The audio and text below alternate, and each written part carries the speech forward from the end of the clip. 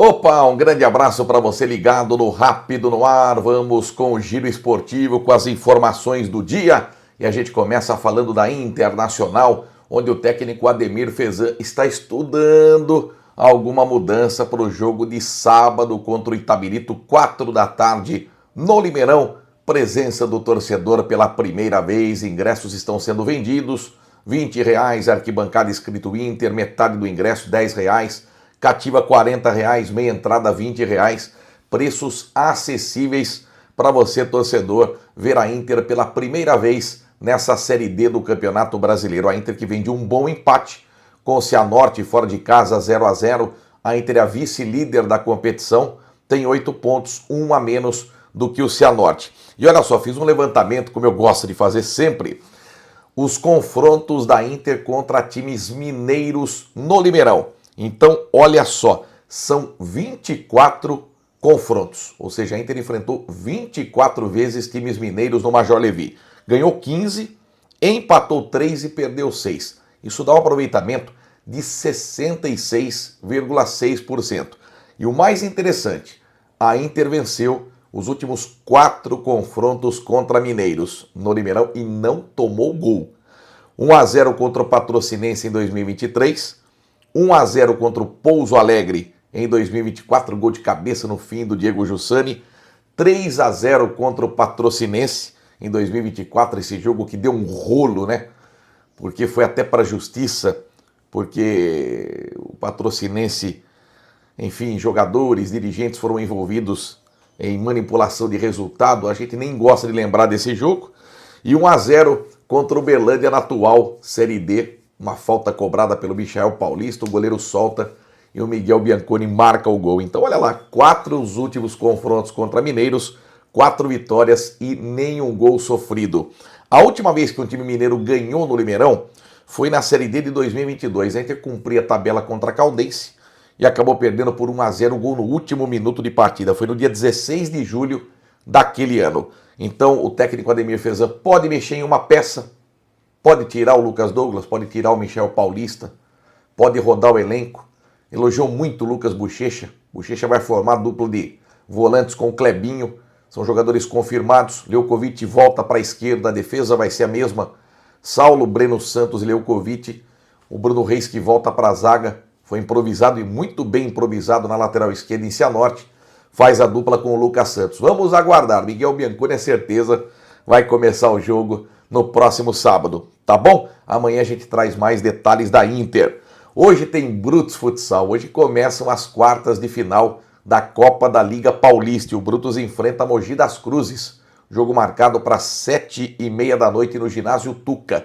Ainda bem que não será no Hugo Ramos, que é aquele ginásio maior de Mogi das Cruzes, esse jogo será num ginásio menor, ajuda mais a equipe limeirense, que vem de 5 vitórias seguidas, isso nunca tinha acontecido. E o Brutus na última partida enfrentou exatamente Mogi das Cruzes no Volucato e ganhou pelo placar de 4-3. Fez a terceira melhor campanha, Mogi das Cruzes fez a sexta melhor campanha. Pinda e Barão de Mauá, primeiro e segundo colocados, avançaram direto para as semifinais. Botucatu vai enfrentar São Bernardo no outro confronto das quartas de final. Se o Brutus passar de Mogi, pega Barão de Mauá nas semifinais. E olha, não há diferença de gols, só para vocês entenderem. Hoje, por exemplo, pode ser 5-0 para Mogi. O Brutus ganhando a volta quarta-feira às 19h30 no Volucato por 1-0, tem prorrogação. Então, se cada time vencer em sua casa, não importa o placar, tem prorrogação e o time de melhor campanha joga pelo empate. No caso, o Brutus Futsal. Então, eu acredito em 2 vitórias do Brutus pelo que a equipe está jogando. Time completo, Kaique Parisi mandando muito bem, 6 vitórias, tem o Kaique Parisi no comando do Brutus. Vamos aguardar e torcer por um grande resultado. E segundo o Kira Mercuri, tem um tabu em jogo. Nunca o Brutus perdeu para Mogi. São, no total, 3 vitórias e um empate em 4 confrontos.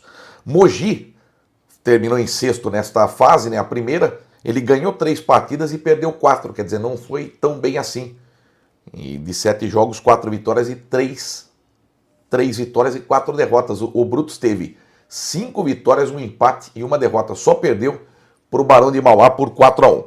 São 191 jogos do Brutus em sua história, 70 vitórias, 32 empates, 89 derrotas, um handicap muito bom da equipe limeirense para essas quartas de final contra a Mogi das Cruzes.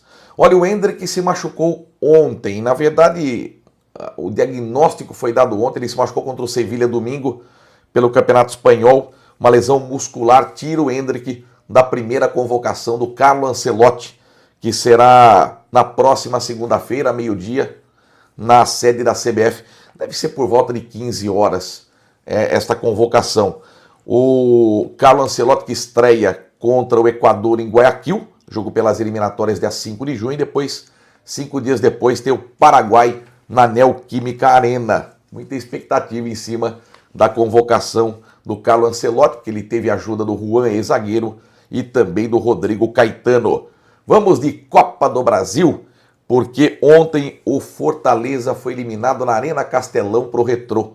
1-1 no tempo normal e vitória do Retrô nos pênaltis. O Fluminense goleou o Aparecidense de Goiás por 4-1 em Goiás. O Bahia fez 4-0 no Paysandu, 2 gols do William José, um do Michel Araújo e outro do Rodrigo Nestor. O Atlético Mineiro 4-0 no Maringá, gols do Rubens, do Patrick, do Rony e do Lianco. Como tá jogando bola o Lianco, hein? E o Flamengo, que fez 4-2 no Botafogo da Paraíba, no Maracanã. Gols do Danilo, do Pedro, do Varela e do Everton Cebolinha. E na Neoquímica deu Corinthians com um gol no fim. 1 para o Corinthians, 0 para o Novo Horizontino, gol do Yuri Alberto.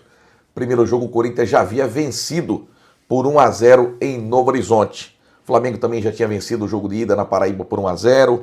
O Atlético Mineiro tinha ficado no 2-2 com o Maringá, agora faz 4-0. O Bahia tinha vencido em Belém por 1-0, ganha de 4-0 na Arena Fonte Nova. E o Fluminense havia vencido em casa por 1-0 o gol do Queno e meteu 4 no Aparecidense, jogando em Goiás. E o Fortaleza tinha empatado com o Retrô, empatou novamente e perdeu nos pênaltis. Hoje, 19 horas, tem Maracanã do Ceará e Internacional de Porto Alegre. O Inter ganhou o primeiro jogo no Beira-Rio por 1-0. Às 19 horas também, Vila Nova e Cruzeiro. Ai, era para ser a Inter de Limeira. Quando eu falo do Vila Nova de Goiás, me dá tristeza, porque a Inter foi eliminada pelo Vila Nova de Goiás. Era para hoje termos no Limeirão Vila Nova e Cruzeiro. É mole. O Vila era para ter esse jogo entre Inter e Cruzeiro. Imagine só no Limeirão, Inter e Cruzeiro. E o Vila Nova tem essa oportunidade. Perdeu o jogo de ida no Mineirão 2-0 e hoje joga em Goiás. 21h30, Capital e Botafogo. No Distrito Federal, o Botafogo ganhou de 4-0 o primeiro jogo no Engenhão. Vai com time reserva para o Distrito Federal. E às 21h30, Red Bull e Criciúma. Em Bragança Paulista, o Red Bull perdeu o primeiro jogo 1-0. Vai ter que vencer o Criciúma. E 2 grandes jogos hoje, hein? Nós teremos 19 horas Palmeiras e Ceará.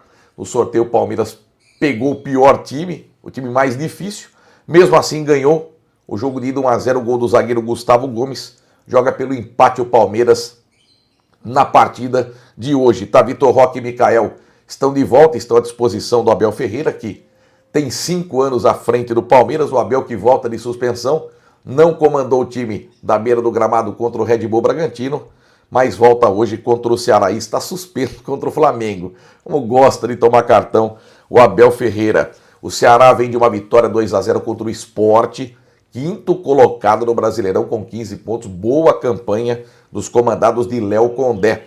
34 confrontos entre Palmeiras e Ceará. São 20 vitórias do Verdão, 10 empates e só 4 vitórias do Vozão. Então tem tudo para o Palmeiras avançar hoje para as oitavas de final da Copa do Brasil. E o jogo mais interessante vai ser no Rei Pelé. Lá em Maceió tem CRB e Santos na volta de Neymar. Ô, cabelinho feio, hein, Neymar? O Santos numa péssima campanha no Brasileirão e você preocupado com o visual. Que fera, viu? Então Neymar volta hoje. Santos com problemas. João Schmidt, Diego Pituca, Soteldo entregues ao departamento médico. Escobar suspenso, então tem problemas. O Kleber Xavier, técnico do Santos, no primeiro jogo 1-1. CRB perdeu o pênalti. Lembra que o Brasão pegou um pênalti no fim? Era para o CRB ter vencido na Vila Belmiro. Olha, o CSA, que é o rival do CRB, tirou o Grêmio jogando no Sul. E agora o CRB tem oportunidade de eliminar o Santos, tá? CRB nos últimos 5 jogos, 1 vitória e 4 empates. E o Rainer, que é o lateral que o Santos emprestou para o CRB, não pode jogar hoje exatamente por esse aspecto, tá? Por pertencer ao Peixe. Vamos aguardar e ver o que acontece hoje no Rei Pelé. Bom, para fechar o Independente, o preparador físico Roberto Nogueira, em comum acordo com a diretoria, se desligou. Não estava satisfeito, ele acha que tem muitos problemas no Independente, falta tudo na opinião dele. E realmente o Independente passa por uma dificuldade muito grande.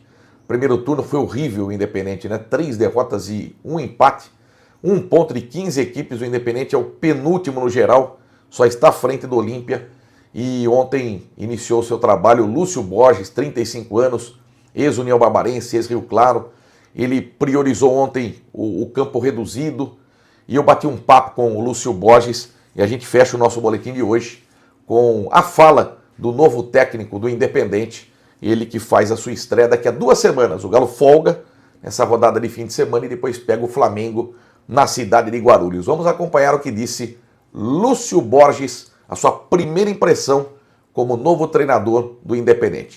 Se você gostou, dá um like, me siga no Instagram Edmar Pimba, se inscreva aqui no canal e amanhã a gente volta com mais um informativo. Com vocês, o novo técnico do Independente, Lúcio Borges.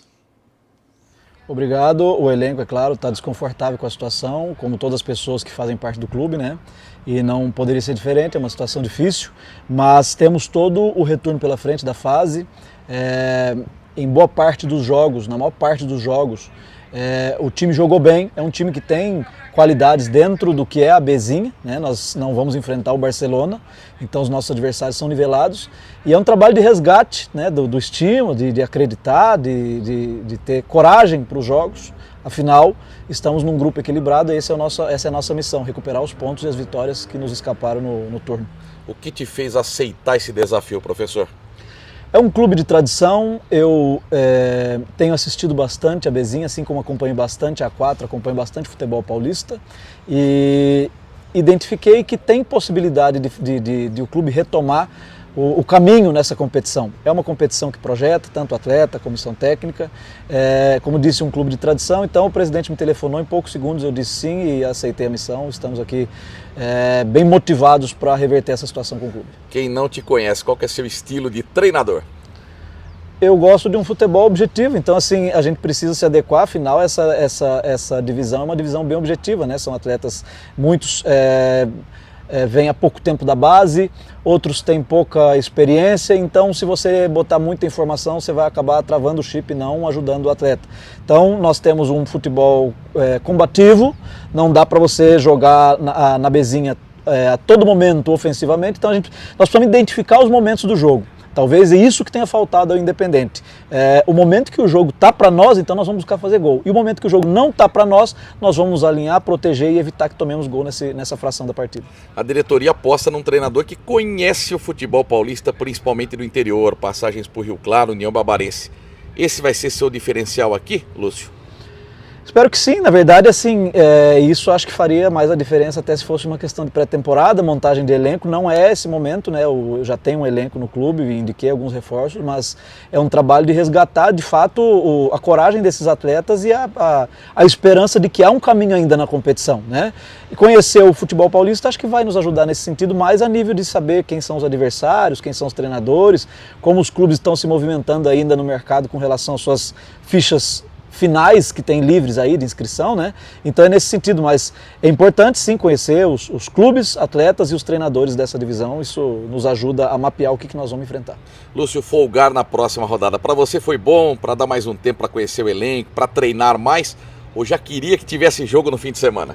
Na verdade é de fato uma faca de 2 gumes, porque você tem um tempo a mais para preparar a equipe, isso é importante, então para mim eu preferiria folgar, e por outro lado, se você olhar a tabela, você vai entrar em depressão, porque vai ter gente pontuando ao passo que você está parado, e a nossa situação é muito desconfortável. Então assim, é justamente essa a missão, trazer a mente do atleta jovem para o nosso foco e para o nosso trabalho. Não adianta a gente ficar olhando a tabela e entrar em depressão. Nós precisamos focar no nosso trabalho e entender que as vitórias que nos escaparam no primeiro turno terão que vir no segundo, e se as vitórias vierem, nós não temos limite na competição. Se a gente ganhar metade, a gente faz uma competição honrosa. Se a gente ganhar todos, a gente classifica e muda completamente a nossa briga na competição. Então, assim, precisamos focar, nos atentar ao nosso trabalho.